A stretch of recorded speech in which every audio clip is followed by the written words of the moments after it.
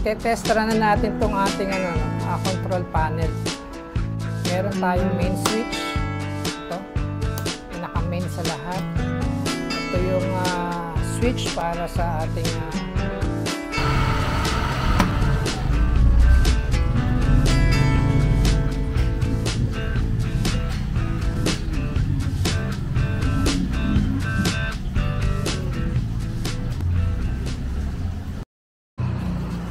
ito at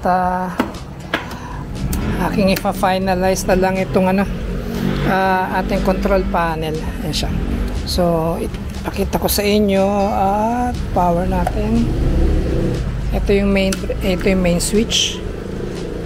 Ayan. Tapos power. Ayan. Tapos automatic. Ayan. Pag naka-auto siya, nag-start na siya mag-countdown ng kasi 15 minutes. 15 minutes na nasa loob ng oven yung na powder coat. So yan, ako ay bumili na ng kanyang AC cord. Ito, makapal yung binili ko. Pinakamakapal to compare sa mga ordinary cord lang. Ayan. Ayan siya. Para siguradong hindi mag-iinit siya. So, ito yung yung sensor na pala. Ito pa pala yung thermal couple. Ang problema, wala atang kasama tong nut.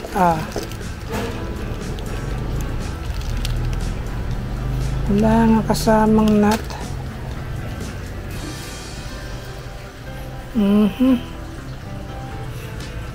Lalagyan ko na lang. So ayan. Kaya na 15 minutes, di ba? Ngayon 14 minutes na lang siya. Baba na pababa yan hanggang sa mag 0 siya, mag-a-alarm itong baso. Okay.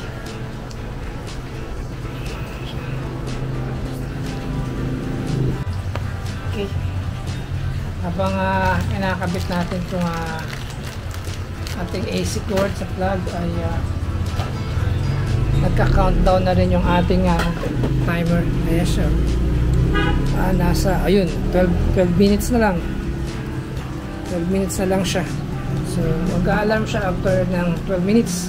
Pero nakaset siya sa sa 15 minutes. Ito, matapos nating lagyan ng plug itong cord na to. Sa kapal, nahirapan ako maglagay ng wire dun sa plug. Pero okay naman. Ito naman ngayon, dito natin ipapasok na sa ating control panel. At meron siyang nalagyan ko siya ng rubber grommet para hindi masugatan. Kasi baka kakagalaw, magkaroon ng sugat yung wire. At magkaroon ng short o makapag-ground sa magagamit na itong control panel na to. Itong control panel na to para po kay Sir Agot, taga Tacloban, at seaman siya. Yan, baka daw sa 24 ay kunin niya na tong control panel na to. So mahabang testingan pa to. At sa 24 anong date pa lang ngayon kaya matotorture test pa natin siya. Mayat maya o araw-araw i-operate natin to, paanda rin natin para matest natin yung kanyang mga relays, yung mga contact points, para pagdating sa kanilang province ay nakakasiguro tayong working lahat at tested siya. Maganda tong wire na to, matigas yung kanyang pinaka-insulation. Tapos yung kanyang pinaka copper sa loob ay gauge 16, makapal siya. Tamang-tama yung kanyang kapal ng wire kasi alam naman natin na heater ang dadali nito, kaya kailangan maganda ang ating wire para hindi mag-cause ng init yung pinaka-cord. Kasi subukon na yun nung last time na may ginamit ako dito sa aking oven. Yung extension na ginamit ko na extension cord lang na manipis yung China. Nalusaw, lumambot yung pinaka insulation niya. Pero hindi naman na putol yung wire. Yun nga lang, nag-init. Sa nipis mataas na ampera yung kinakarga niya. Tapos yung wire ay manipis. May tendency talaga mag-init yung wire at lumambot yung kanyang insulation. Pero yung insulation ng extension na ginamit ko, makapal Nung malaman ko lang na manipis yung wire na nasa loob, yung copper, doon ko lang nalaman na may daya. Ang kapal ng insulation tapos yung wire ay manipis. China talaga. Ganun ang mga mumurahi extension. Madaya sa insulation, makapal, pero yung laman sa loob ay manipis na copper.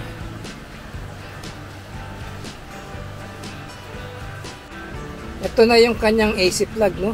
Heavy duty rin. Pero mas maganda sana ang gagawin dito ni Sir Agot ay meron siyang cut-off switch sa likod. Nakakabit sa kanyang oven. Wala nang plug. Ito, i-try natin paanda rin. No? Hindi ko pa nalagyan ng lock screw itong pinaka front panel niya. No? At kaya natatanggal-tanggal, nag-open mag-isa kasi magnetic lock pa lang siya. Ayan. Ayan, power on natin, automatic. Ayan. Nakikita nyo yung display, meron na siyang 15 minutes. Yung ating PID, nagbi-blink-blink kasi hindi pa natin nailagay yung kanyang thermal couple, yung sensor niya. Kaya yan, bubutasan muna natin at lalagyan natin ng thermal couple itong ating PID.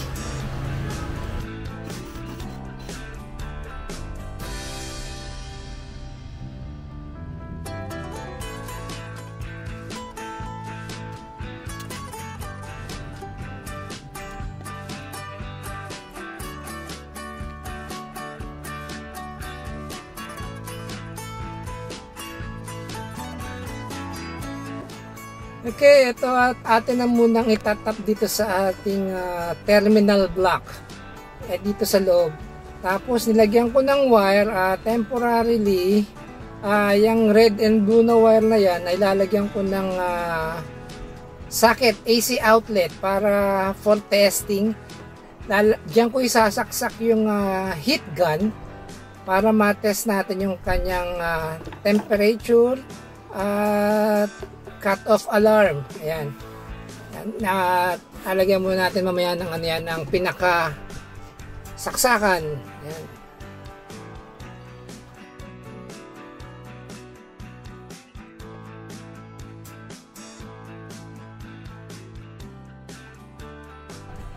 Ito, at atin nang ilalagay yung pinaka thermal couple niya, no? CT, ang kanyang sensor. Nilalagay ito sa loob ng oven, yung dulo niya para meron siyang metal na maliit at itinutornilyo sa loob ng oven. Yung mga sensor, no, meron din siyang polarity. Observe na lang at nasa specs naman at manual at meron namang number coding yan kung ano ang positive or negative. Kasi pagka nagkabaliktad itong thermal couple ay hindi magfa-function yung ating pinaka PID, yung thermal controller natin. Tapos yung pinaka wire nung sensor, no, bakal din siya, naka-shield siya ng bakal para hindi nga naman malusaw pagka nasa loob na ng oven.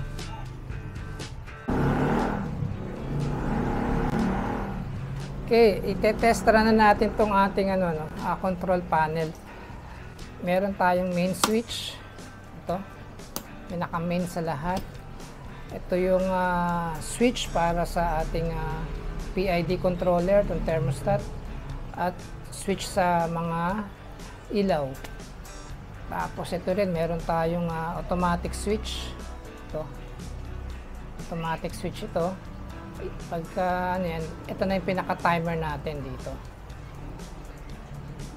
Ngayon, at ito ang kanyang buzzer. After 15 minutes, pag na-preheat na siya ng 190 degrees, magba-buzzer ito. Ayan. Okay, tatry natin sindihan ito ngayon, power natin. Ito pinaka breaker, in-on ko na. Ito pinaka on naman ng power on naman ng system. Okay. Yan. Yan siya. At umandar na rin yung ating heater, blower. So ito yung ating thermal couple, yung sensor. Tatapat na natin sa heater.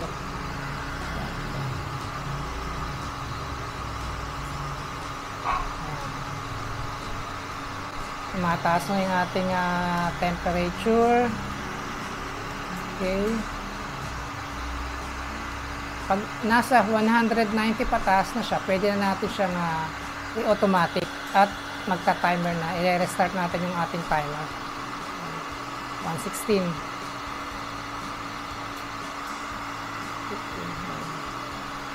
Ito kasi, hindi ito mag-automatic mamatay hanggat di natin na select yung nalalagay sa automatic button. Yan, 190 na siya, no?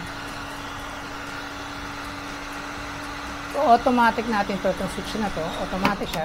Yan, mamatay siya. Tapos, restart natin kasi nag-pause tayo ng 1 minute. Yan, restart lang. Ito lang yellow sa itong button na to sa baba. Ngayon, yan. Pag bumaba siya ng 170 degrees Celsius, 160, hindi ko pa sure, no? Titignan natin, observe natin kung anong Celsius siya aandar. Ito yun, 180 degrees Celsius umandar na yung ating heater. Ngayon, itatapat ulit natin itong ating thermal couple sensor. Pag inabot nyo ulit yung 190, mamamatay itong heater ulit. Yan. Yan siya.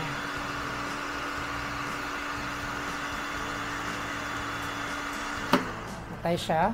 Tapos on and off na lang siya, on and off na lang siya. I-regulate nyo yung 190, bigyan natin ng 10% tolerance itong 190. Ayan. Positive, negative. Ayan, ayan, underlit siya sa 190. Oh. Dito. Tapos, patay ulit. Ganun lang siya. Paulit-ulit habang nasa loob yung pinaka na powder coat natin. So, yan, may 14 minutes na tayo.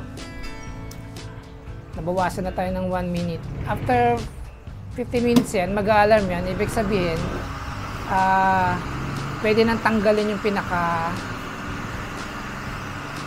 yung item na powder coat natin. Yan siya. Okay lang naman siya umabot ng 220 degrees. Ang range naman kasi ng powder coat, yung pinaka pintura ay nasa 230 degrees Celsius. Ayan siya. On and off na yan hanggang 15 minutes. Ayan. Ang sistema kasi nito, ang powder paint ay nagme-melt siya sa nag-i-start sa 190 degrees hanggang 230 degrees Celsius para malusaw yung pinaka-powder at lalatag mismo dun sa surface nung kinapitan ng powder paint. Kaya pagka nalusaw yun at lumatag na dun sa metal, napakaganda ng pagkakalatag, pagkakakapit ng pintura, pantay na pantay siya. At napakatibay, scratch proof.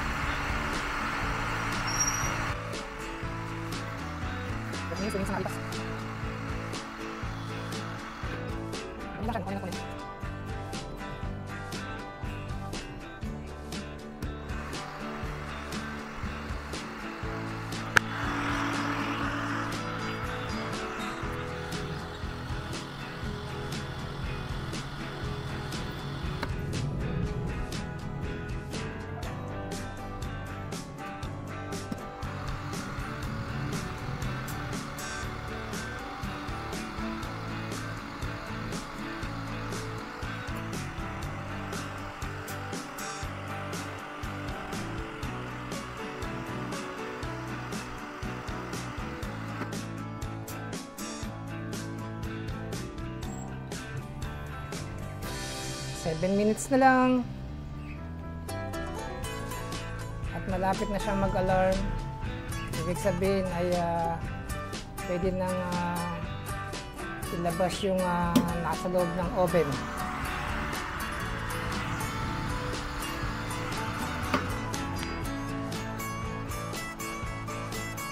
Five minutes. Yan, may 1 minute na lang tayo, no? 1 minute na lang siya, no? Ayan, nag-automatic ulit. Yung ating pinaka-blower, nag-automatic ulit. Yung pinaka-heater natin. Kailangan after 1 minute na yan, 1 minute na lang siya, kailangan ay mag-alarm. Ayun, mag-alarm siya. So, ibig sabihin, safe na safe yung ating nilagay sa oven kasi pati itong ating thermostat, yung output niya ay wala, patay din. So, ayan lang sa loob yung nasa oven. Yan, okay lang siya kasi bababa na yung temperature niya, pababa na. Hindi siya umaandar. Pag nag-alarm to, patay lahat ang output papunta sa heater. Yan. So, pwede nang patayin niya ang alarm, tapos hayaan lang sa loob yung pinaka-heater. Patay na rin to. Hayaan lang sa loob yung pinaka na powder coat. Kung gusto nyo iset pa siya, madali lang naman siyang iset. Nyo pa ng 15 minutes ulit, pinatay natin kanina, di ba? Kaya siya nag-0-0. Kung gusto nyo pa ulit ng 15 minutes ulit, sindihan nyo lang yan. Yung automatic, yan, 15 minutes ulit siya at nagbo-blower din siya. Ganun lang siya ang operation nito, ganun lang. And back to 15 minutes kasi in-off natin, nag-reset na siya. So, okay na yan. So, ito-torture test pa natin to sa mga susunod na araw. Ikakabit natin mismo sa talagang oven na. Para bago kuhanin ng may-ari ay wala na tayong problema dito. Okay na siya. So yan, working na siya. No problem. At isa naman, gagawa pa tayo ng isang ganito. Okay. Salamat.